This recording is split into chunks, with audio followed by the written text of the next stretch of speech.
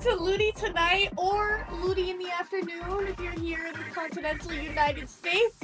My name is Skepidillions, and I'm here with my lovely friend DRF. How you doing today?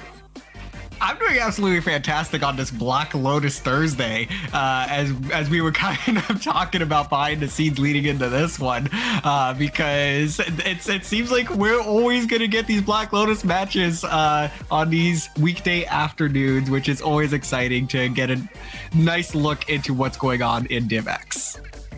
We were talking a little bit about how much of an ego you have to not only get yourself streamed, right? You know, you're not gonna stream a set typically if you think you're gonna lose, right? You don't follow up with people if you're about to embarrass yourself on live television, right?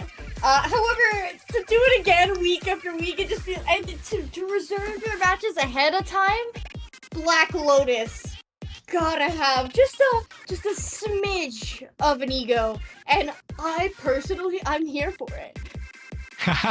It's always a good thing, honestly, just to be able to have that confidence, to just want to get yourself streamed. And I really love that they are making it a priority to get as much coverage of DivX as possible, even if they're the ones that have to take the lead on it, because it feels like, sometimes we just don't get that exact look into DivX in previous seasons. So hey, all the credit to Black Lotus and their opponents each and every week for really agreeing to do this and giving us the opportunity to enjoy some high-level Splatoon. Been enjoying Black Lotus Thursday. I had the opportunity. I didn't cast last week, but I did watch it. I did enjoy it. I was doing my little bit on the treadmill, watching Ludi Tonight, casually in public, as one does. But enough about Black Lotus. We got Monaco on the other side. They're a EU team from a couple different regions. We got Switzerland, Germany, France, all these different groups of people coming together to form Monaco, another DivX team, including the former French champion, Mendy. Yeah, absolutely. Also, I believe taking the name of the micronation that is right off I guess it's on the coast of the Mediterranean, next to France. So I don't know if there is any particular. Yeah, it is a micronation. It is like probably top 5 smallest countries in the world. So that's so cute. Yeah, and it's supposed to be really, really nice because it's literally just like, it's basically like a coastal city, and that is an entire country. So not exactly sure what the influence is there, other than it being a European country. But I would love to know more about that. Did you just hear the word Monaco and was like, that sounds like a country, and Google it just now? No, I just love geography. So Monaco is, is there a logo actually the Monaco flag? Hold on, now I need to look this one up because that might be a variation of the flag. Let me see. Yes, it is. It is the Monaco flag. How many ways in a socially appropriate manner can I call you a nerd right now? Hey, you can call me a nerd all you want, so I will embrace the title. So I don't know if any of these folks have affiliation with the country, but I do think it does make for a really cool team name, and from my understanding, it's a pretty cool country. Now I have a question. Is Monaco recognized by any other nations, or is it? Yes, I believe it is recognized by most nations, because it's a micronation similar to Vatican City, Liechtenstein, trying to think of others that would be appropriate here, but it's a really really small nation. So Black Lotus Thursday, more like Monaco Awareness Day, am I right? Yes. for those of you that were not aware that this was an actual country, there you go. So I am more than happy to talk to anybody and everyone that loves geography off stream, and I see in the chat people are also throwing out a variety of other micronations. Monaco is recognized by Ludi Tonight. We can't say that. Oh my gosh. Well, we're honored here to recognize Monaco, talk about Monaco. Speaking of Monaco, they are currently 1-1 in their sets here for Ludi Season 15. They went down 2-5 to Golden Hour, but then 5-4 over the very infamous and heavy-hitting Frutella. On the other side, Black Lotus, the team that wants every single one of their W's streamed, 2-0 currently over Mango Heckmech, which was streamed week 1, and last week's match versus Firebend, which went to a game 8, 5-3 in total.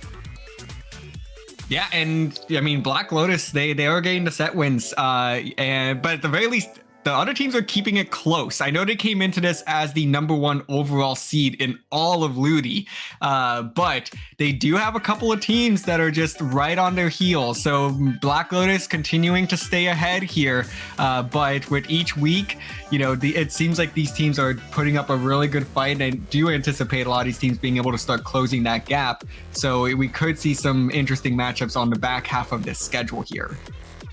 I'm genuinely curious what happens today, right? If Monaco takes this set and they tie themselves up with Black Lotus 2-1 collectively throughout the history of this season, then DivX starts getting into the weeds, right?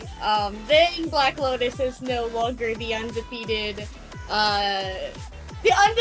team from the group stage of DivX, right?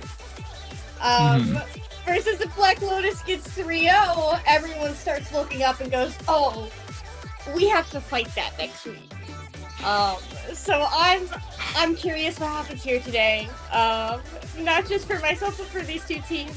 The question here today is, does Black Lotus get their ego in check? Probably not. Yeah, at least from on paper perspective, week 2 is supposed to be their hardest matchup because that was against the #2 seed in their group, Firebend. So in theory here, that was supposed to be their hardest matchup of the group stage. But of course, like we said, anything can happen. And I know for sure that Monaco is gonna give it their all here. So they're not gonna let this one go easy. And I do think that this will be a at least respectable set either way.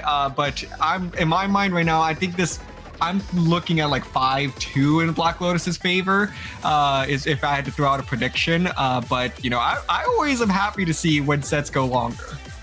Now, no disrespect to the nation of Monaco. Monaco? Is that how we're saying it? Monaco? I'm not sure if the correct pronunciation is Monaco or Monaco. I'll look it up in the meantime, but please go on with the point that you're about to bring up. I think we're looking at a 5-0. I think Black Lotus is going to be feeling pretty hot. Mango Heckmech is infamous. They're a buzzsaw. Not just in DivX, but you see Mango Heckmech every week in Paddling Pool, and you just go, oh no, they're here, and we have to face them round 3.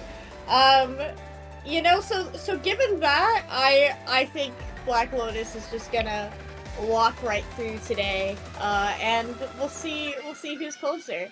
We draw here, DRF, if they go 5-1. I win if they go 5-0, and you win if it's 5-2. And beyond that, I think we'll just explode. Hey, honestly, I would love to see it go as far as possible. So it should be a fun set.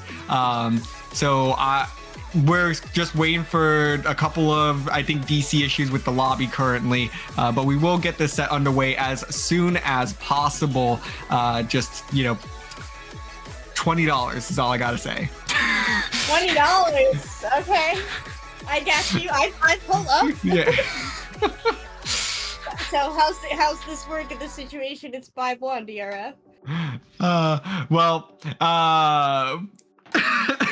Well, just for the record, $20. I'm not trying to bet on anything here. So the $20 is the other $20 that we always talk about whenever we have Splatoon things going on. That's Twitter's mental. What happened to never back down, never what? No, yeah. There is no underground gambling ring or where there's no sports books for Splatoon. Not that I'm aware of. So just putting it out there. We do not endorse gambling here at SplatoonTourney, okay? I don't think Falco would approve of this. With that said, what is the over-under? Right. I'm joking. Whoever loses has to tweet something. That's what I do with my friends when we take friendly bets online. Someone has to tweet something embarrassing if they lose. Oh gosh.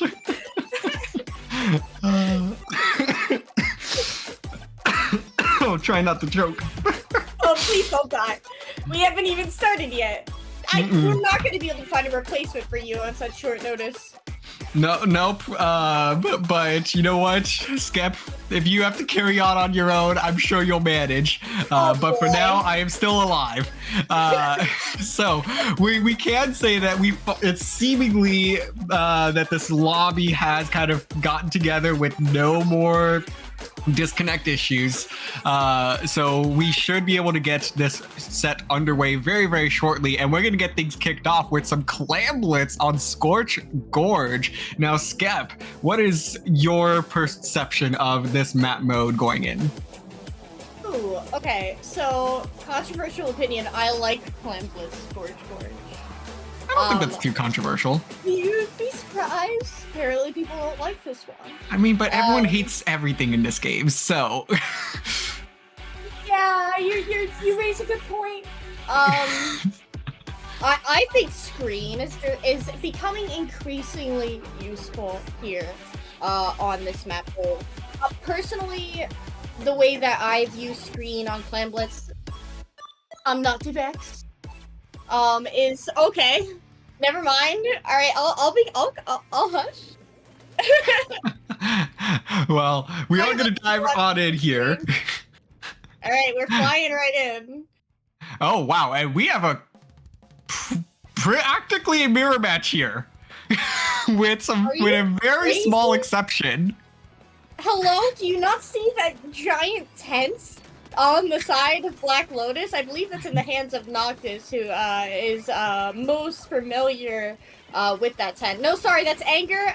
I'm a liar.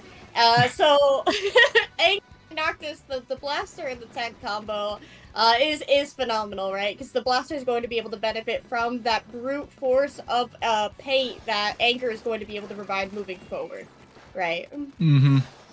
Yeah, and just I'm really curious to see how these mirrored weapons are all going to play against each other, because we do have the custom range blaster, the pencil, and specifically the order slosher that is going to be brought out by both teams. So this is going to be some really interesting dynamics, because now it's less of a question of the specific comps that they're bringing out. It's going to be who's going to play off of each other better, and are these one weapon variants going to be the X factor for either of these teams, Tent versus Splash?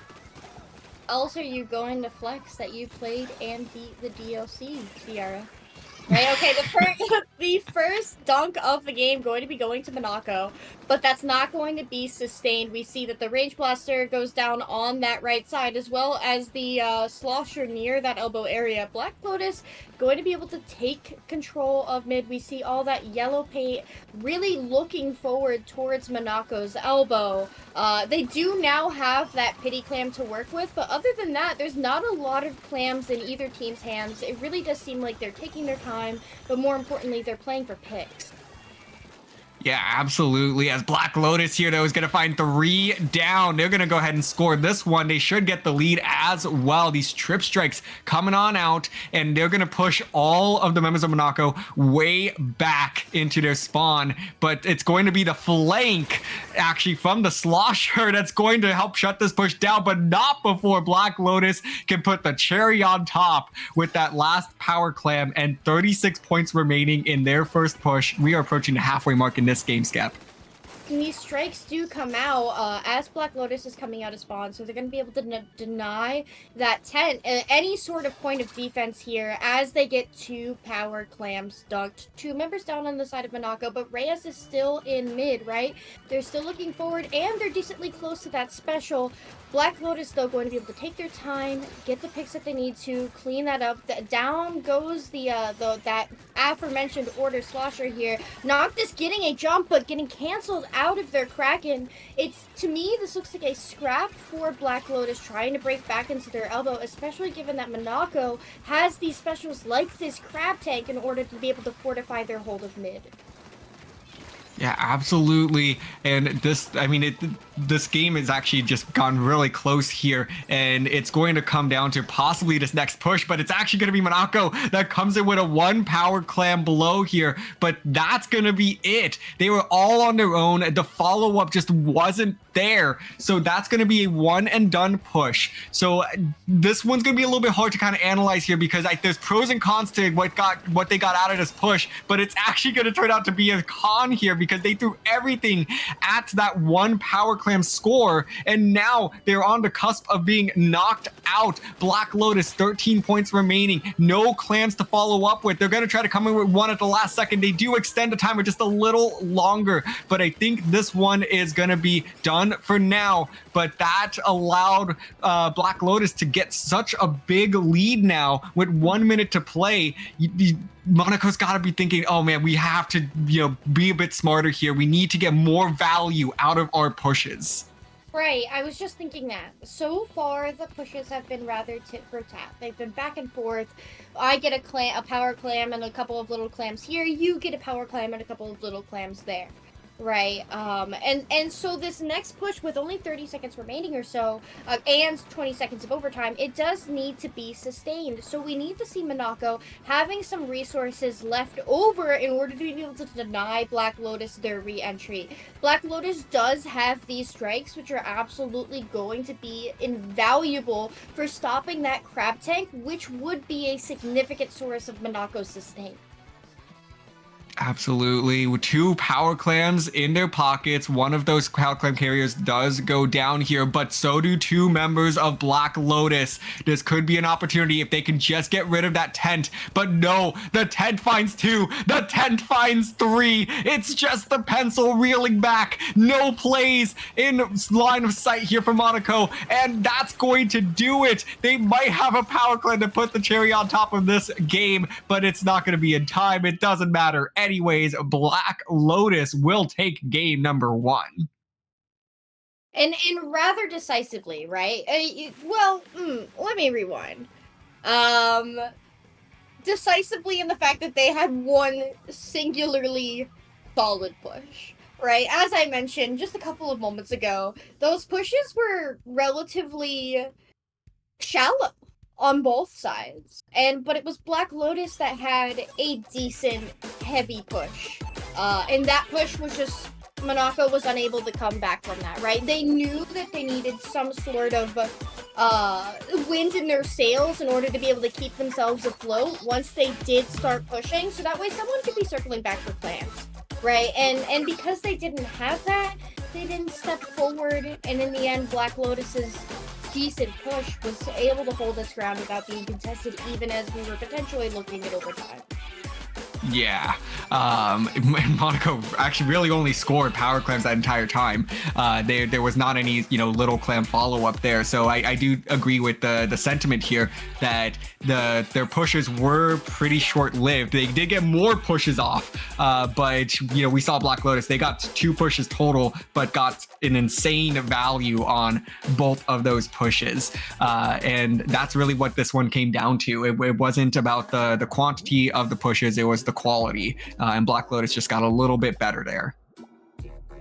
Now we're looking forward to Tower Control Sturgeon Shipyard, which was an extremely common map mode in Splatoon 2 that we do see less often here today in Splatoon 3. The changes of the geometry of the map in relation to objective moving, in my opinion, are a significant cause for the fall off of this map. However, all of these players are extremely seasoned. They are well-rounded. They are storied. So this is going to be a map mode that they are familiar with on both sides. Oh, absolutely, they should be. So it's going to be interesting to see what kind of adjustments get brought out here, if any, because they were mirroring each other before. So they, in theory, should have an idea of, okay, they're playing our comp. How do we counter our own comp? It's going to kind of be what I want to see through the rest of this set. So let's go ahead and load on in here and take a look at any of the adjustments that do get brought out. And Skep, it looks like everyone is more or less sticking to their guns, with the exception of Black Lotus's custom range blaster, which is now just a regular range blaster. Elevation changes on a map, Wavebreaker, is something that it plays off of those changes very well, particularly around mid, where you have all these short little changes around the spinners, you know, the blocks around spinners, top mid, fight club. All of those elevation changes are going to be very solid for Wavebreaker. That, to me, looks like Black Lotus might be anticipating playing a longer neutral game.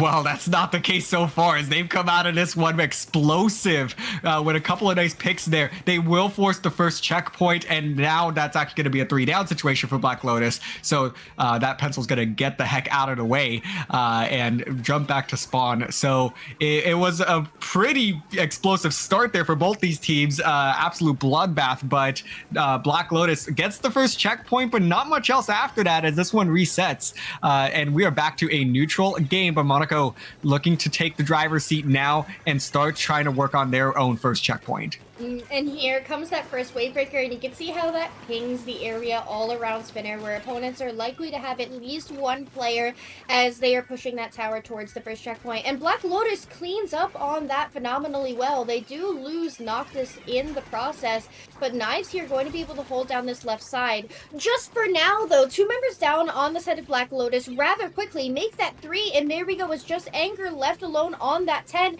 and having to fight a 2v1 like that is not something that they're going to be able to clean up well. Monaco at this first checkpoint here, and it doesn't look like Black Lotus is going to be able to contest this at all. No, I thought they were going to go right for the greats there. I got a little bit nervous for them. But what I did like from Monaco's push here so far is just how much manpower they put onto that tower at the first checkpoint. They said, hey, go ahead. We're going to just send 2 people up, you know, and then keep 2 people on tower with specials, so that way we can clear this checkpoint as quickly as possible and start to just give ourselves some protection as far into their base as we can to really push this scoreboard. And they got it all the way to that second checkpoint now, and the tower is still in an aggressive position for them. They're going to be able to get so much value out of this push that we were asking for them from game 1.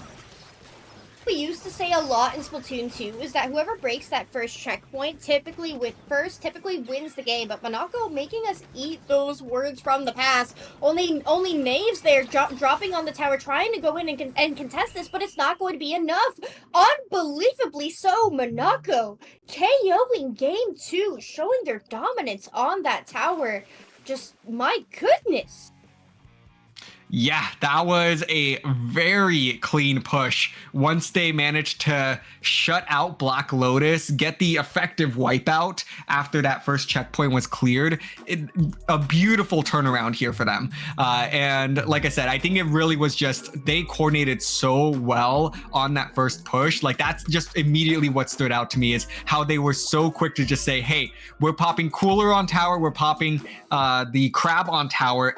The other 2 players move on up, just try to give us a little bit of time, clear out a little bit of space. We're just gonna ride this tower, floor it as fast as we can, get it as far into their base as possible, and then we'll go from there. And they just never actually let up. I mean, the tower stayed in such an aggressive spot for them that they were able to just hop back on once they, you know, got their teammates back in and were able to turn it around for with 1 or 2 more picks.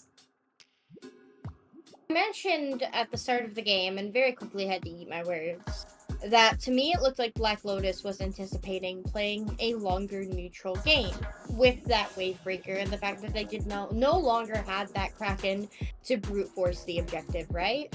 And I do believe Monaco played off that difference quite well. Tent is a weapon that does take a moment to get set up. Wavebreaker is not exactly a reliable brute force re-entry special. And maybe quite the opposite from such a thing. And so Monaco playing off of their own Kraken, like, very well. And in the end, it's an invincibility special that acts as a spearhead for the remaining members of Monaco to enter a space. They just did phenomenally with that. They did, and we are actually very quickly going to be diving into game 3, so not really going to be anticipating too many adjustments from either of these teams, with the once again the exception of Noctis switching blasters yet again, the third different blaster from Noctis so far this set. Yeah, and is that the splashdown variant? That is it not? Yes, it is. Obviously a very useful tool for repopping the Rainmaker, and given, okay, you should have died there, sir. I don't live that. That was definitely the spectator-ish, this issue there, spectator lag. Oh my goodness. And look, while we're having a little bit of a chuckle about that, Monaco manages to take that Rainmaker to that first checkpoint. It doesn't look like they're going to be able to clear this. It's just a Medi here up on the top right, and a blaster 1v1 with Noctis and just absolutely diffing him. Yeah, it is a very convincing Monaco push right now, as they are able to clear that first checkpoint with relative ease, Right. and are now pushing this all the way up to 49 main. That is going to be the wipeout. Definitely think they could have gotten a couple more points there. They didn't seem like they were in quite the position to get a big sustained push, so diving there might have actually been to their benefit, but nonetheless, to reach 49 points remaining in the opening minute is pretty solid place to be on Undertow Rainmaker. And however, Black Lotus does have 3 specials online. They have that splashdown, which would have been a funny chuckle if we were playing Splatoon 2. They have that Zuka, and that Zuka is going to come out, but they lose their bucket knaves with those trip strikes. And look how well Monaco was clearing this up, right? In the end, the Rainmaker there, up on that bottom left side, is just going to go down without much of a fight. Yeah, and at this stage, Black Lotus finding a couple of picks. If they could get rid of this slosher, they do. It's going to be a trade, though. They're in a fantastic spot to clear this left checkpoint, and that's exactly where they're going to go. Monaco racing over to try to protect this checkpoint, and they do, finding a couple of picks. Medi's going to be coming up from behind here and able to find one, trying to find Noctis here, but Noctis is going to back up as they're the last person standing, but Noctis isn't going to go down easy, and trying to just get a little bit of chip damage here and there, buy enough time for their team to get back in, and they at least accomplish that much. So no checkpoint for Black Lotus yet, but we are only halfway through this game, and anything can still happen with the score being where it is right now. Look up at the scoreboard. Black Lotus is 2 members down. And Monaco is just doing such a fantastic job of clearing out the remaining members of Black Lotus when they have the opportunity here. Oh! But it's a wipeout for Black Lotus. This is their opportunity to push David. It absolutely is, and it's going to be interesting to see how they're going to approach this one. The pencil, I believe, is what got the pick last time here, so the pencil's just going to do everything they can to set up into an advantageous spot, just try to overlook that checkpoint, and it goes down in the same exact spot. Pencil in the same exact position from the first time, and now I believe this might actually be a 1v1.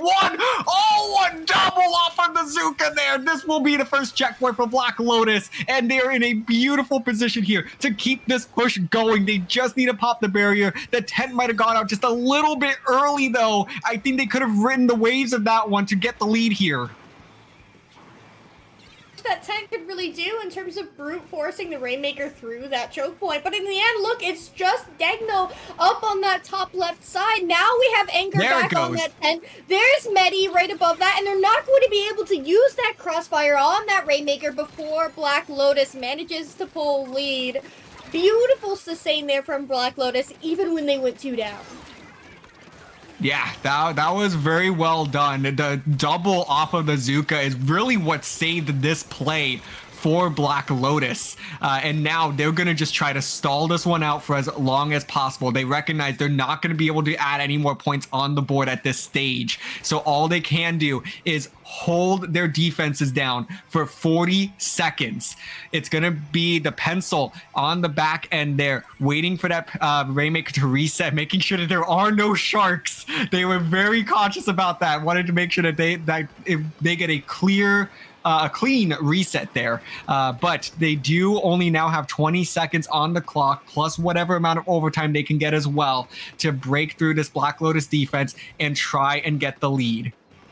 Yeah, going to need those specials, right? And here comes that Kraken up on that left side. It does manage to get or assist in one of those picks, but Black Lotus has that cooler out. They're ready to fight at this point. They're about to have those GG strikes. They have the Zuka, so now's the opportunity to wait for the Rainmaker to take a committal position and then pop that Zuka where they cannot maneuver.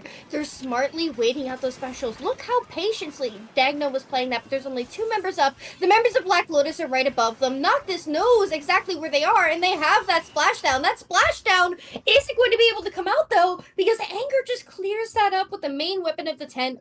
Phenomenal patience on both sides of that exchange. Truly.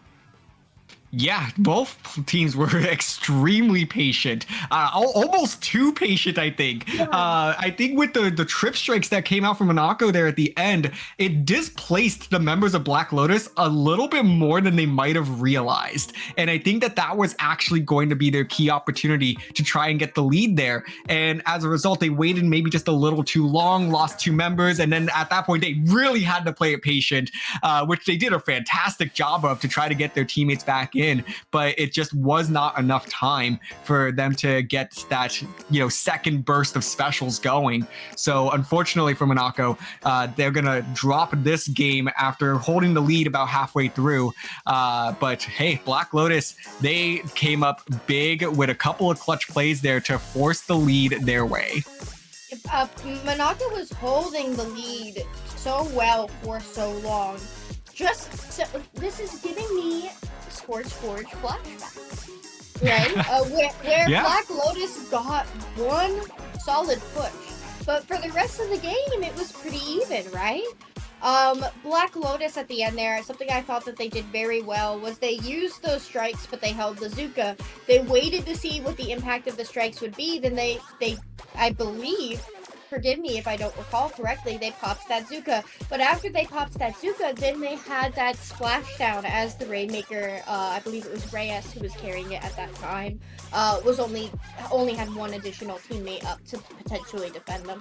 So Black Lotus gave themselves an option through every moment of that overtime. Absolutely, Skep. And once again, as these teams have made it very clear, there is going to be zero hesitation between these games as we are quickly diving on in to game number 4, will be Splat Zones on Umami. We are running the exact same compositions from that last game. So this will be interesting to see, what are going to be the adjustments here from a macro perspective for these two teams, for specifically Splat Zones Umami, as early on this is going to be just an absolute mess of a fight. The difference between Monaco's opening between the pencil, the 2 pencils on both sides. Black Lotus used their opportunity from that pencil, I believe that's Wasabo, in order to very quickly get into mid, versus we see the pencil on Monaco's side, oh my gosh, Degno, taking their time here, and they really took the opportunity to paint their spawn. And honestly, look at the outcome of that. Black Lotus using all of that forward momentum from the more aggressive positioning of their backline in order to very quickly be locking out Monaco.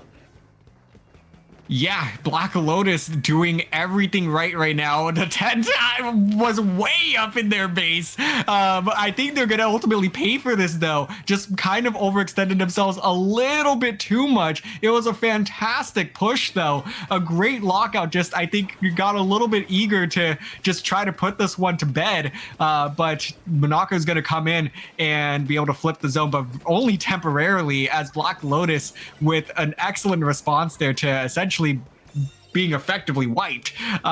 So this will once again just be another Black Lotus push. Monaco trying to figure out if what they can do here, build up some specials, try to get a quick pick to really open up an entryway into these zones. And I think they might have found an opportunity there briefly, but no, Blaster's going to go down. And there it is, the 2-down situation on Black Lotus. Monaco now going to be making a move for these zones. Aggressively, Wasabo is still positioned. They were able to give those jumps in, and how quickly they were able to rotate out when we did see Reyes popping that crab on them. The Zuka comes out, the strikes come out. They managed to recap without a lot of fuss, but finally Monaco getting 2, make that 3 members down. It's just Wasabo going to be able to force the back all by their lonesome, and Monaco looking at what potentially could be their first stable hold of the game. Yes, and it's coming off of a beautiful 2-down, 3-down situation, and this is the lockout that they're looking for. So now the question is, how long can they hold this position? These trip strikes coming out, beautifully done here, pushing Black Lotus back, trying to buy their team some time. Just let this clock keep ticking, and that's going to be a splashdown trade over in the corner there, and this is going to be a 3v3 now. Actually, sorry, Monaco's down 2 members. These zones will neutralize and likely flip. Monaco not going to be able to get the lead this time around, but they have at least shown that they can get themselves in that position to lock this one out. And now they just have to find another opportunity to do it again, because these two teams, they've been going back and forth. Strikes were just so beautiful in terms of being on the backside of the zone, the force Monaco to back and get Black Lotus in. Regardless, 2 members down here, make that 3 on the side of Monaco as Anger starts brute forcing their way in with that 10 shield, but Medi here going to be able to pop that crack and get 1 pick, potentially get 2, maybe even 3, just 1 more directly behind them. Talk about brute force in terms of the Kraken, a spearhead to get their teammates back in. Masterclass there coming out from Medi. It would have been good. They honestly kind of had an opportunity there to get like 5 picks. If they pulled that off, that would have been absolute insanity. I would have lost my mind. But they still got insane value out of that Kraken, getting 3 picks. So now with a minute to play, we are back to a bit of a neutral game here. Monaco actually down a member, though. It's going to be a bit of a trading back and forth. Black Lotus going down 2 now. So this is really going to come down to whoever can get control of the zones last and what position they are in when they do get control of that zone. But right now it seems like Black Lotus is the one that has to reel back now, losing 2 members yet again. So will be Monaco with control of the zones, and this is probably going to be the push here that determines this game. Now, we've been talking about Black Lotus gets 1 decent push and then holds on to that lead. That's what we're looking at right now. Black Lotus taking advantage of that very early game lockout here as we head into the final moments of this game. They lose their strikes. They lose their splashdown. Their blasters coming out of spawn, but Medi here getting a demo. That's exactly what they need in order to be able to bring Black Lotus momentum to a complete halt. They have those strikes again. Those strikes are going to come out and very shortly be followed by the Zuka, but it is time to go. It's time to move. They lose their slosher here. Monaco's still in control of the zone, getting the pick on the pencil, and there's nothing that Black Lotus could do. That is GG's. Beautiful play there out of Monaco to wrap up this game. Oh man, what trust in your teammates you have to have in those closing moments. I mean, we saw Maiko there on the slosher basically say, hey, we know that they're neutralizing the zones. You know, I just have to trust that my teammates are going to prevent these trip strikes, prevent these specials from flipping the zone suddenly. And I'm just going to continue to hold forward and make sure that we are able to, prevent anybody else from making a move. And they got a nice trade there that I think really benefited their team a ton. But it was just big play after big play for Monaco to come from behind in this one to tie up the set yet again.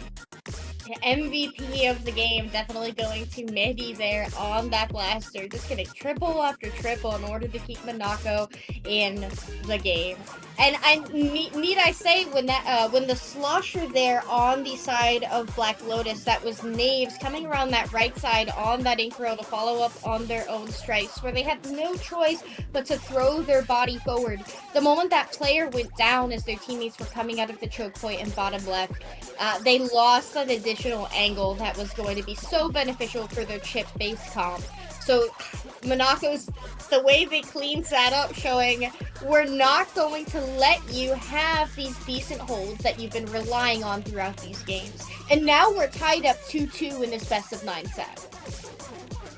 Hey, it's a close set, Skip. I am excited about this. We are at least on the we're still on my trajectory. Black Lotus is gonna have to take the next 3, but I don't think that's gonna happen necessarily, because Monaco is doing a fantastic job of keeping these games close and within striking distance. So if they can just continue to play the way that they have, I think that they will benefit from this series running long. These teams, everything so back and forth that I'm not going to have time to think of what embarrassing thing I should tweet today. Well, you're also not going to have time to think of much going into this next game, because as these two teams, again, have demonstrated to us that they are going to be really quick between individual games here, diving on into some museum clam blitz. And we are, again, no surprises here in terms of compositions. These teams are just ready to rock and roll. So it's going to be interesting to see, what's going to change again with these two teams. Who's just going to be a little bit more cohesive with each other in this one, because that feels like how these games have been going. It's just whichever team had a little bit more coordination, a little bit better timing is who's winning, because nothing else is really changing except for how these teams are approaching the individual map modes. Yeah, I want to point out that this is the first time we've seen such a distinct mirror match so far in DivX. Really, like as you mentioned, the Splash V10 matchup, how significant is that difference, right? But Black Lotus here coming in there, getting the first dunk, they're going to get 2 power clams in, and then they are very promptly going to wipe. Now this map, in my opinion, is played rather plat to plat. You get a wipe on your own plat, you want to be on the opponent plat as quickly as possible. Monaco showing that very distinctly, as well as having their Splash Reyes with that crab on top mid. As these strikes are going to come out, Monaco has 2 power clams, and that crab is going to do an excellent job at isolating the front side of that spinner, so that way there's nothing that Monaco needs to do except for focus on one half of that plat. The ball's not going to here, though. That was a good defensive stop there by Black Lotus. So they get 2 power clams in. Monaco gonna get shut down at a 1+4 here. So again, a tight game between these two in the opening minute and a half. Both teams in position to really expand on their score, and this is just going to continue to be interesting all the way through, as Black Lotus becoming very aggressive here, but are going to lose a couple of players, but actually are going to find a couple of players on Monaco. So it looks like Black Lotus actually kind of wins out on that team fight there, as they now progress. They get a fair bit of control of mid, but they're just not putting a whole lot of ink down in mid itself. They're really trying to just take advantage of that ramp area, and they're going to get punished right now for just being maybe just a tad too aggressive, not enough paint. Monaco was able to utilize some of those specials super effectively to just force Black Lotus completely out of mid and back onto their plat, and now they have the opportunity to quickly flip this one and add more to their scoreboard. honestly, what I'm seeing so far is that Monaco, they're playing like an orchestra. Their pushes are orchestrated. That previous push that they had could not have been more textbook. But when they are losing each one of these players, as they are currently 2 down, the symphony, the chords stop working, the notes stop adding up. So Monaco are going to have to be able to get their specials here online as they are out of spawn. Otherwise, Black Lotus is going to be quite devastating here. Oh, and Noctis with the double to be able to open this one up for their team. And this push is still on. They're waiting for clams to spawn. They get the friendly spawns here, and the clams are piling up onto Plat. Noctis piling them all in. They are at 6 points remaining. 2 more clams will do it, but not enough players are around to end this one. So they will go ahead and stop there for now, but they must be very satisfied with the push that they just pulled out. Did you see that Zuka over the right shoulder from Anger having to turn nearly 180 degrees in order to be able to take the head off of Reyes's crab there up on that top right? Beautiful reaction there coming out from Anger, knowing exactly where their opponent was going to be. And now look, they're able to sustain because of it. They have those trip strikes. They had those trick strikes. The Zuka comes out. They get another dunk, but now they've given Monaco another pity. Right? Is that pity going to matter, or does Black Lotus KO right here? They're going to try to KO right here. I don't know if anyone's picking up that pity clam. No, they're not going to pick up the pity clam. I am shocked that they're going to go ahead and just let this one be. With 38 seconds left, and having this score disparity that we're seeing right now, you really could use all of the power clams that you can get. So they're instead going to say, hey, we don't want to be a walking target. We're going to go ahead and just try to pick up clams the old-fashioned way here. We'll see if we can build something up, get the push in. Someone's probably going to go down anyways, and that person could go ahead and pick up the power clam. So I wouldn't be surprised here if the splash that just went down is going to be the one that tries to make a move with this pity clam. And so far, it's going to be it's going to just be a bit of a clash here as 3 members of Monaco go down. They still will get overtime, but it's going to come down to how long can this blaster stay in their position. Long enough. They managed to grab that pity clam, and we see Mako here trying to play cut, but the clam not going to be able to toss up in a way that's sustainable. Mako trying to get that clam. Oh my gosh, turns around and gets the dunk. Now they have those strikes, but it's just the slosher DRF. Mako not going to be able to do this all by themselves, but my goodness, having an anime battle underneath that basket, fighting off 4 members of Black Lotus for way longer than any regular squid would be able to. That was impressive. Honestly, like, Monaco may have lost this game, but that was a really impressive ending. It just was, the score difference was too much for them to overcome. But that was, I honestly am very, very impressed by that ending. The fact that they managed to score in the position that they were in, 95% of teams, 98, 99% of teams, I'll even say, would not be able to pull off a score in that position. So it's one of those things where I think Monaco could kind of look at it and be like, okay, see, that is the exact type of endings that we want to see. Those are the types of pushes we really want to see. We just need to make a couple of adjustments in the early game to make sure that the deficit isn't, this big, because we could win if we can end games the way we just did.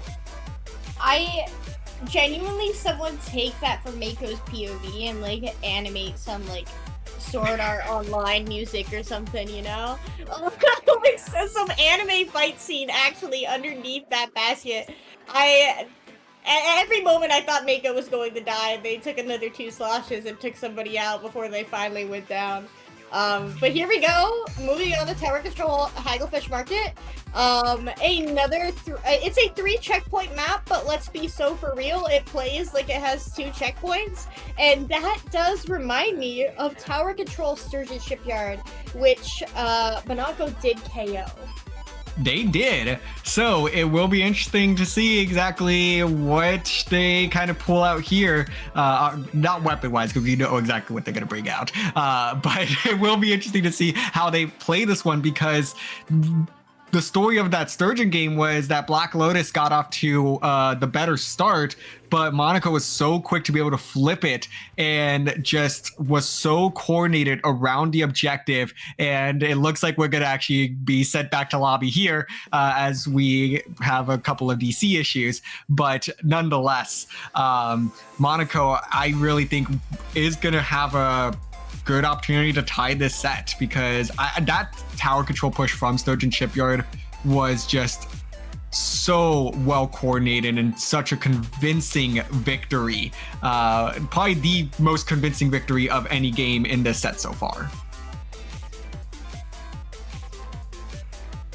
Joke, if I could. If in any moment is being late to a scrim, right? We all know that one, right? Is an EU moment random lobby DCs? Probably.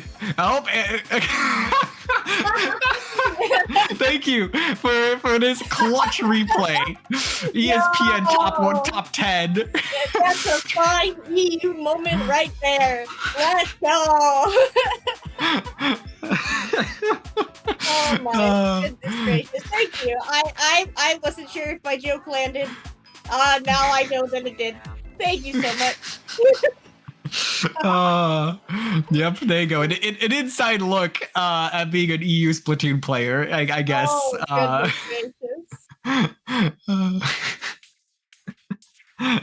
oh man. You know, if you guys get the flame us for EU moment, no. No, Torian, you didn't have to. That's bullying. Oh, we love our EU friends here though at SplatoonTourney, especially when they do get to give us a series of matches at a relatively consistent day and time. So we can thank them for all of that at the very least. That's crazy hating. I'm not hating at all. Like, honestly, you know, it's like I think that these teams are fantastic, and you know, I can appreciate Black Lotus basically telling their teams, hey, we're gonna play at this time and it's gonna be streamed here, and team just says, hey, it's sure, let's do it. You know, they probably have the easiest time scheduling out of any team. I saw someone tweet the other day. It was like I live rent free in your head. Are you a hater or are you a fan? And that's like what comes to my mind when we're flaming EU. Are we haters or are we fans? You know? Oh man. Well, we do have the DC issues that was sorted out here. So we will be getting back into this next game in the next few seconds, unless they decide to draw out the lobby, which I will be surprised by, given how these two teams have been approaching the in-between games so far. But yes, let's go back to the map mode here, which will be tower control on Hagglefish. I do think that with this one, it's really going to be a matter of Black Lotus just trying to deliver a quick of a punch as possible, where Monaco, I do think that they're going to get some, you know, really sustainable, some good pushes off, especially the early checkpoints, I think are going to fall with relative ease. But the question is, you know, what is that push like going to be from Black Lotus? Because they seem like the type of team that on this map mode, they're going to try to deliver a couple of just quick blows to see if that's going to be enough to get them a lead that is sustainable. What is interesting to me is that we do see Noctis back on that vanilla range blaster with that wave breaker. In my opinion, that did not work that well for them there on Tower Control Sturgeon Shipyard, because they really struggled to re-entry on that map against Monaco's, particularly that Kraken. And so we do see Black Lotus does come out mildly on top, very good, well on top here as they head towards that first checkpoint, and are going to be able to do so and get there with 3 specials online. Yes, and that's exactly what we were kind of anticipating out of Black Lotus here. They're just going to try to be really quick in these openings. They do clear that checkpoint, which I think was 100% worth it, just throwing everything that they had at that. And actually, take a look at this flank. It's going to be two players coming from behind here, the Blaster and the Tent, and they are going to be able to find one player, but not much else. Actually, two players, it seemed like they were able to get there. So a bit of a trade. So that does prevent Monaco from actually building up any sort of momentum from that shutdown there.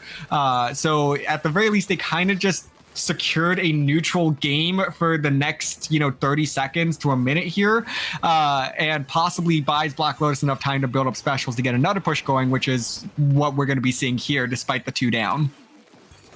I'm having flashbacks to Surgeon, right? We see Mako going in there, getting a pick, takes out they're particularly Black Lotus is cooler, right? And Monaco here going to be able to start burning those specials. They have that Kraken ready to go. They have their feet on the tower. They have forced the jump outs here. While they do lose Degno on that tower, they are looking forward, right? This crab tag is in such a dominant position that's going to be very difficult for Black Lotus to push into without the use of specials. But despite all of that, they do manage to get a delayed 3 down, so it's just Midi there before they've even managed to break that checkpoint. It does seem to me like Black Lotus has learned a little bit from history, and they're not playing this as they did Sturgeon. Nah, they did not. They're being a little bit more methodical of their approach, especially on how they respond to kind of going 2 down, 3 down on their tower pushes, and they've done an excellent job of maintaining neutral and just preventing Monaco from really advancing forward and being aggressive themselves. So it's been a very excellent job by Black Lotus so far to just continue to be aggressive, keep the tower in that forward position, and that's exactly what Monaco was able to do against them. They're taking a page out of their book now. So all the credit to Black Lotus, because I'm seeing some fantastic adjustments so far in this game, even though it is still pretty close. Yeah, like as you mentioned, that tower being near where that first checkpoint had fallen is one of the best places to float the tower on this map, because you still have access of mid, which if the tower is at that first checkpoint, you should have pretty decent control of mid. So it really lets you take your time, maintain that passive special advantage that is arguably broken on tower, and just keep the tower moving forward. Degno alone on that tower, no doubt going to be cleaned up by the members of Black Lotus as they once again start tapping that tower and moving it forward with 2 specials online. Yes, and there goes the Zuka 1, 2, and not able to, I guess the third, I missed one, but they were not able to find any picks there. But Anger is pushed all the way up, just weaving in between that tent barrier there, buying their teammates enough time to get this tower all the way to that second checkpoint. And this is where things start to go south if you're Monaco. This is the oh no zone. You never want to see your team, the opposite team, ride the tower into this position here, but they're doing a great job of trying to get the stop. 3 points remaining, and that is a wipeout. Monaco extends this set to at least the full 5 minutes at this stage. So they're going to have one more opportunity to ride this tower coast to coast and try and come back. Coast to coast, that one cut deep, ZRF, and they do have to do that. Narrowly surviving Black Lotus is what would have been a KO as they managed to get the tower to this first checkpoint for the second time this game. Only 2 members up though, so this push is not going to be sustained here for Degno as they do get taken out by Noctis on that blaster. We see Reyes on the tower. They're going to pop that crab. Look at all of that smoke right on top of the tower between the crab and the Kraken. 2 members down on the side of Black Lotus, and this does smell like the tides are turning. Oh, it is, but they still have a long ways to go, and it seems like Monaco just doesn't have players in an aggressive spot right now. They're actually kind of playing behind the tower a little bit, and they're going to go 3 down. So Monaco is going to come up short on their late game push, but a valiant effort once again from Monaco in a late game situation, but Black Lotus delivers the winning blow early enough to give them the lead, build up that to build up the big lead that is going to sustain themselves through the game. And now they find themselves at match point here. This moment, oh sorry, I was thinking a little bit later in the game. The moment at the end there where we saw Reyes pop the crab tank on the tower, and then we also saw Medi there pop that Kraken on the tower as well. It just made it so like you want to rush this crab to clear it off the tower so that way you can stop overtime, but you can't because there's a Kraken keeping you from doing so. But that Zuka there from the end, coming up from Anger on that Ted player, just providing enough chip for Medi there to, Noctis to go in there and clean up the remaining members on that tower. Forgive me, tripping over my words a little bit today, huh? Hey, it happens. But we will go ahead and start to get geared up for game number 7, which will be Rainmaker on Robo Robin. Now, Skep, I don't know about you, but I actually was a little bit shocked when I saw this map mode first appear in the map pool for Ludi, and I was like, honestly, I'll take it, but I'm surprised. I was genuinely surprised to see it. I was like, it gives a little bit of spice to our map pool here. The privilege of getting a lot of map lists that you might not expect ahead of time for input, and it could have been worse. I just want to say, yeah, I was a little bit surprised to see this one too, to be honest. I do believe that this is the best map list that Ludi has ever put out for a season, full stop. However, my vote was for Rainmaker Umami. I will not rest until we get justice for Flounder Splat Zones. But anyways, we are diving on into this next one. Black Lotus is up 4-2. Oh, man. All right, let's get this one underway, Skep, as these teams bring out everything that we do expect all set long. And Monaco will get the first pop of the game. I'm a little bit worried about a potential snowball with Anger on that tent. If Black Lotus and when Black Lotus manages to break that first checkpoint, right? Given that the path for the Rainmaker forward towards the KO is so narrow, and the drops to clear it are so committal, that does make me nervous for Monaco. Yeah, but they are in a good spot in this early game. Noctis trying to get a quick pick there, but not able to do so, jumps out of the way, and this will open up the path for Monaco to get this first checkpoint, but no, gonna get clipped by that tri-strike. It's just Maiko who's gonna have to back up. They were able to actually paint that barrier almost to a pop, but recognizing that, hey, I'm not gonna be able to win this one in a 1v3. I'm gonna back up and make sure my teammates are able to get in safely, and we're just gonna keep this in a pretty aggressive position, and they might actually be able to touch this Rainmaker. Maiko gonna try to make a move after coming from the underside, but not gonna be able to do so. This Rainmaker is cleared out by Black Lotus, and they're going to drop this one, make sure that it is as far away from any checkpoint as possible. And this is a slightly awkward position for Monaco to try to get this Rainmaker to the first checkpoint, but nonetheless, they have the numbers to do it.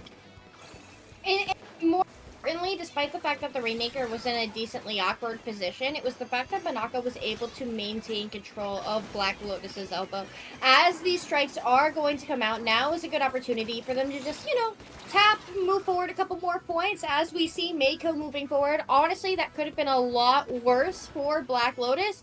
Monaco could have gotten some very good points there, but really good cleanup from Black Lotus as they are in control of the Rainmaker and potentially going to be stepping past mid with it for the first time this game.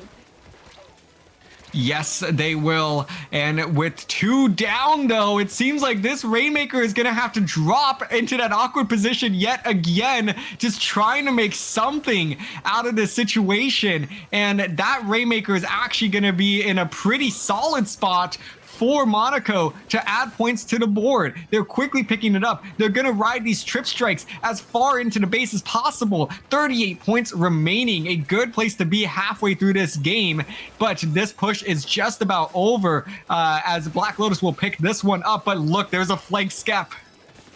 Honestly, this feels uncomfortable as we do see Mako coming all the way around. They're not going to be there in time in order to be able to stop the Rainmaker. 4 members of Black Lotus are standing as they do manage to break that checkpoint, make that 3 members, but those strikes come out and we see Mayday here cleaning that up with frankly some disgust, right? Just like they couldn't move forward at all. Black Lotus still maintaining control. Angered, this is the aforementioned tent shield that I was talking about at the start of the game, but it's not going to be enough to be able to shield the pencil that tries to move the Rainmaker forward. 3v3, 3v2 for control of Monaco's elbow, with Monaco still in the lead. Now, but the Zuka! Oh, I thought they were going to be able to drop it there! Oh, but they actually kind of survived this one. They were able to get the picks that they needed to, and now this Rainmaker is dropped. They're not really going to be able to do much with this. It will get shut down, and that's, I think, somehow even more awkward position. These teams are just going to continue at this stage to try and put this Rainmaker in really weird spots to make it as complicated as possible for the other team to make a move with it. So Black Lotus, though, the ball is in their court. They're the ones that are going to have to find a way to pick this one up and bring it all the way around. They will go ahead and grab it, and now with 50 seconds to play, they need to get some specials ready. They need to be able to start moving up together as a team if they want to get the lead and try and close out this set in 7 games. And deep breath, right? But Black Lotus going 3 down. It's just Anger alone. And if Reyes gets this pick here, that's taking the Zuka out. Now Black Lotus is down a special. And this whole game, perhaps this is the map mode, this has just felt so uncomfortable on the side of both teams, right? We see the Rainmaker being pushed in weird places. We see pushes taking interestingly long to start, right? This is the impact of playing one of those cute little quirky looty map modes. Absolutely, and you get really entertaining games like this, but with just seconds left to go, it's not going to be enough time for Black Lotus to pick up this Rainmaker, and Monaco moves within 1 game of tying this set, and we are off to a game 8. My fingers are feeling a certain kind of way about that game. Sorry, words are difficult, chat. The whole game, it really seems like neither team really had a plan, right? It didn't feel like, other than, okay, tent shield goes here, or Midi gets a triple here, like that, it just felt so awkward. And I'm having trouble wrapping my head around it, but thankfully, that is the last little bit of quirk that we have for this set. We will be moving on to something more decently standard that maybe we were more familiar with when the map launched, being Splat Zone's Ship-Shaped Cargo Company, which, frankly, I need a palate cleanser after that game. Honestly, though, like, I mean, I am one of the biggest advocates for the weird map modes, like, you're on PCS, you don't get to have an opinion. Hey, you are right, but I will still say it, you get wildly entertaining games like that. Like, yes, it was a little bit rougher around the edges in terms of game plans from both of these teams, but it was still really, really close, and it was just a fun amount of chaos. And I think that was just a fun game to watch from start to finish. But agree that we just need a little bit of spice here and there. So I do agree that with these back 2 games that we are going to be possibly seeing here, this is the appropriate way to end it. I would never want to end a set on something like Rainmaker, Robo Ramen. Let's settle it on the things that folks have a lot of more practice on, the standard map modes. So I will go ahead and leave that one there. To quote my beloved teammate Sencon, it made my skin itch. Rainmaker Robo Ramen, thankfully a map that we don't have to see again, as cute and quirky as it was. I love you, Looney Staff, by the way, thank you. The map list is great, genuinely. Just that one map, we're a little sus, chat. Alright, we are, again, seeing the exact same comps that we have been seeing the past 7 games. Keep in mind, this is match and set point for Black Lotus, who would potentially be going 3-0 so far in the group stage, and Monaco potentially could tie themselves up for a history run here if they manage to take this and win a Game 9. And it's Black Lotus that will get first claim to the zone here, as Maiko going to be making an aggressive move here, dropping in the midst of 3 different Black Lotus players, going to end up trading out there, and that will help Monaco flip the zone in their favor just a second. But nonetheless, it is back and forth early on between these two teams, as 2 members of Black Lotus are going to go down. Monaco should be able to flip this zone, but not before the Slosh are able to find another pick themselves. And this is absolute chaos once again, Skep, in the early game between these two teams. Yeah, Monaco managing to get their cap here, right? But Anger here in a rather awkward position, opting to rotate towards the rest of their team. They have this Zuka. That Zuka's going to come out trying to clear that top right, so potentially their teammates can get back in. But Monaco maintaining control for 2 now in a 2v2 situation. Not just trying to push Mako there on that Slosher, does manage to get the pick. So Black Lotus here potentially going to be able to get a foot in the door, but Monaco jumping in ever so cleverly. Noctis getting another pick, splashdowning the backside of the zone, but not enough to neutralize until Naves comes in and assists with that cap, also having those strikes online. This is just incredibly back and forth so far, and honestly, I'm seeing a lot more comfort for both of these teams. They know what they're doing here. Absolutely. And now with Black Lotus in control of this zone, they are just teetering there, doing their best to hold on, and it's going to get flipped once again. Reyes on the crab, going to get shut down early. 2 members down on the side of Monaco, and that's going to allow Black Lotus to start moving up. If they can take advantage of this 2-down situation, plus the jump out, they could start a lockout here. I think this is the first time we've seen either team really into position to possibly lock out, as Monaco has kind of just hit the reset button here. Everybody coming out of spawn, trying to build up specials. Those trip strikes are ready if they can just get within distance of using them. And here it goes. They launch them. They do get the blaster. They are trying to fight for neutral, but Black Lotus retaliates with a trip strike of their own. But Monaco gonna force the flip of the zone, but Black Lotus flips the lead. Retake there from Monaco on a map where retakes are so incredibly committal and special oriented, right? We see Noctis popping the Zuka, but unable to find any sort of pick with it, as the members of Monaco maintain very solid control of those high left and right sides. Black Lotus opting to push through the zone and going to find themselves pinned as a consequence, and look how cleanly Monaco cleans that up, forces the members of Black Lotus to pick a side and back, maintaining control of the important areas of the map. This Kraken trying to find some sort of value here, but not able to do so. 2 members down. Black Lotus flips the zone yet again, and now trying to see what they can do here. They have a couple of members on this left side here that they're trying to weed out, and they can't seem to find any of the picks that they need. It's going to be the blaster that comes up with a double, finds 1, hits the 180 to take out the second player. Monaco will reclaim the zone with a minute 10 to play, searching for the lead once again. A beautiful Kraken there out from Midi, knowing that, hey, do I sit here and paint the zone, or do I let my Slosher do that while I push up with Kraken?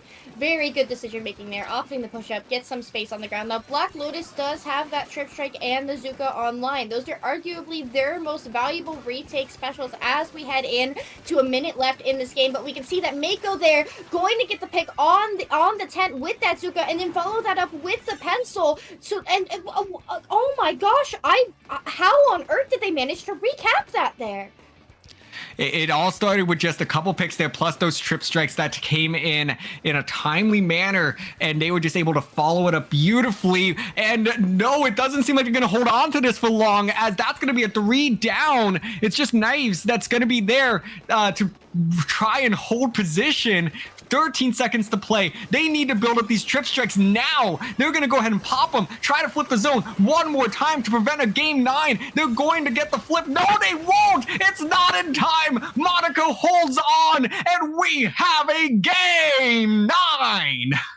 Game 9 in the highest possible division here on Ludi Season 15. A Div X Game 9, the very first one to be streamed so far this season.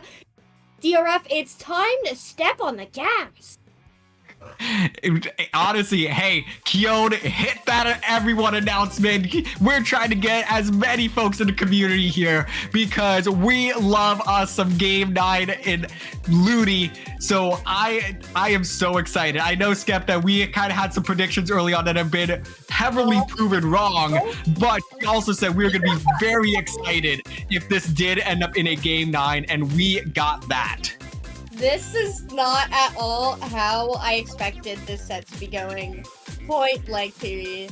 Right? I expected Black Lotus to walk away with the 5-0, but actually I said 5-1 just, you know, for a margin of error at the start of this set. Boy, oh boy, was that margin of error completely smashed through. And our lovely streamer Joe Ryan brings up a great point. Both of our predictions are failed, so I don't know, start thinking of what embarrassing thing you're gonna tweet after this set.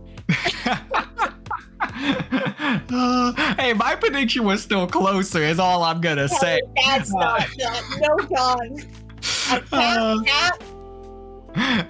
So, but regardless, these two teams have put on a show for us thus far.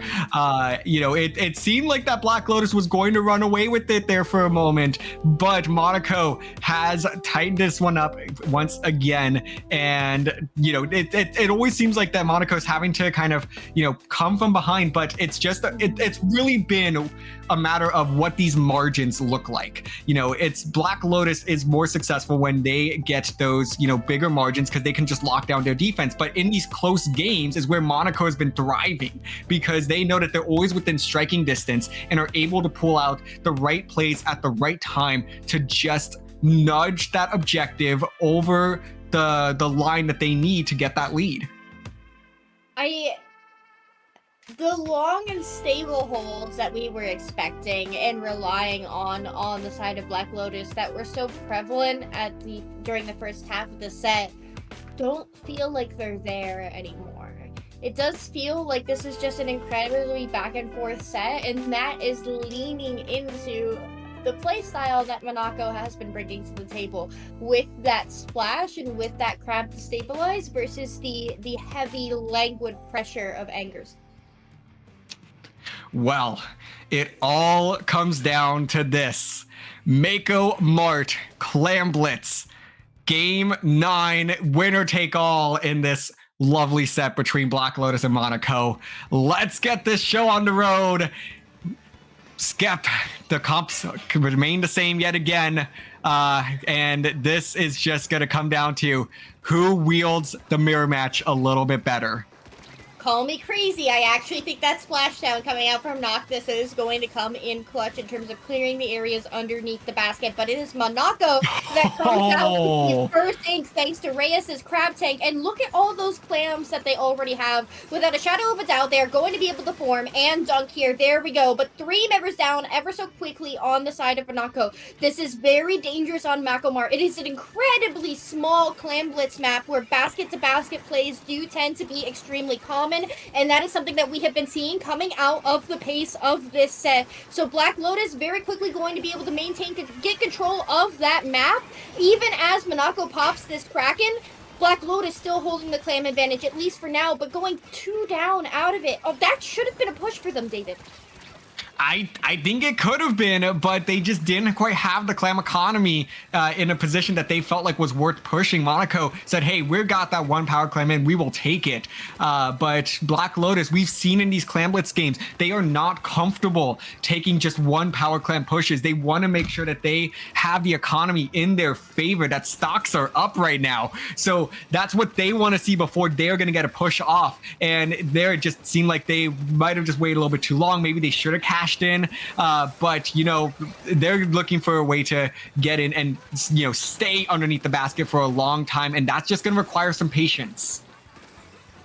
On this map mode when I see more than 2 players down on any particular team. Thankfully, the past minute, we've been seeing both players maintain one up, except for right now, as those words leave my mouth, 3 members down on the side of Monaco means that Black Lotus is going to be able to get that dunk, and they are going to be able to pull, at least for now, a very narrow lead. Maintaining control of this right side, though, is going to slow down Monaco's re-engagement as Black Lotus gets below the 50 points remaining mark, and still having clams to show for it. Noctis getting a cheeky additional 3 clams in before going down. 2 members down on the side of Black Lotus means Monaco, as I mentioned earlier, is going to be able to take control, get 2 additional picks here, and this is going to be potentially a very swift counter push for Monaco.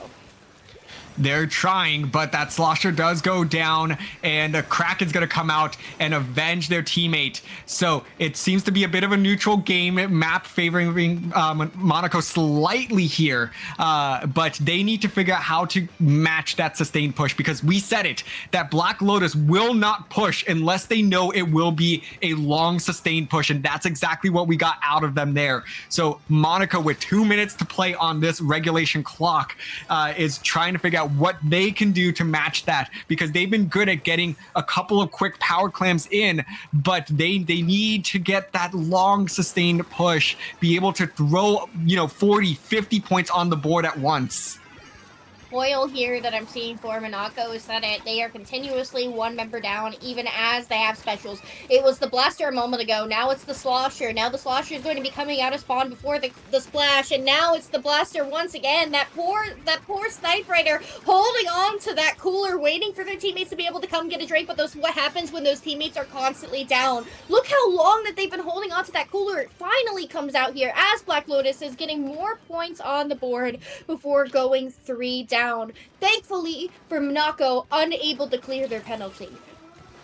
Oh, and this could be the counter push that they needed. They're able to get 3 down. It's just the tent on that left-hand side of the basket. So they're going to be able to get 17 different clams here up to the basket. How many can they score? They're going to get most of them in. 17 points remaining for Monaco. They take the lead. 45 seconds to play. This push is over. Black Lotus, no clams in their pockets, but plenty on the field for them to pick up. So they will be able to try to gather some of this economy together and try to figure out how they can put together one last push to try and take the lead. 2 power clams should do it.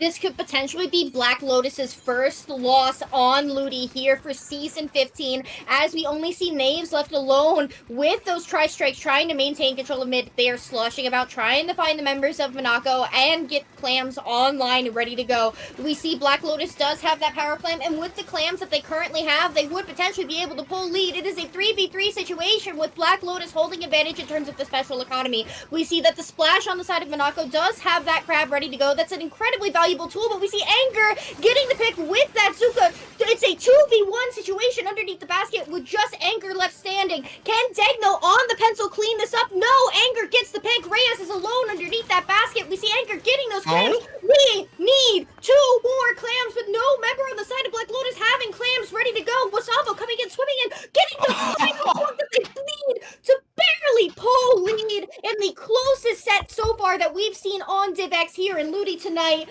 Game 9 going to overtime. Black Lotus at the 11th hour manages to pull this one out. Wow, what a game, what a set between these 2 teams. An instant classic for Ludi tonight. I want to point out that Black Lotus came on top during every clam game that we had this set. Had the mode rotations been just a little bit different, maybe leaned towards zones, keep in mind that Monaco won both of the zones games this set, incredibly close as it was, could have gone differently. But congratulations to Black Lotus for real, keeping their 3-0 online for season 15 so far.